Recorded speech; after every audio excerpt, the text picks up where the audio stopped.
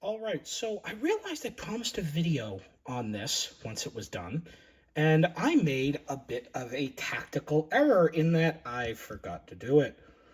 Yeah, kind of a problem. Let's try to avoid that. But this is the prototype of the LLW H10 as finished a few months ago and as painted by the lovely and very talented Al Judy, good friend of mine through the narrow gauge field. Well, you're going to actually really appreciate this. Now, to be fair, it is a prototype. Right off the bat, the top of the nose. Now, this kind of confused me, and I think I have a reason to understand why the nose on some models and some pictures look weird. My best guess is a more rounded nose, like what we're seeing here, would actually be on an H12. I've got pictures of New York Central H12s with that feature, but what made me realize is that one of the pictures was labeled as an H10, but it wasn't. So that's my guess there.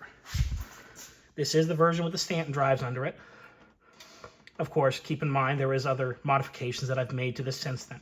The fuel tank, for instance, these fuel and air tanks have been modified for production. There is also a cutout in the frame for the fuel fill. A fuel fill's been added, all that lovely jazz. So, not too bad. And no, I'm not going Democratic on paint jobs again. Not for nothing, it's a good paint job, but Lime is getting Armco steel whether the world likes it or not. So, bold statements aside, my hope is to start shipping these out in August. I've started getting the orders in. Yes, one of the truck frames came loose. To be fair, they're not glued on. They're just kind of sitting there. But my goal is to have the production spec of these running and shipping in August. Alongside the Lambert Locomotive Works Lima Switcher body kit, the Rock Island 2500 Capone cars, which I just basically said, you know, these guys have been waiting long enough. There's interest. Let's do it at the same time. And probably our G38 ore cars.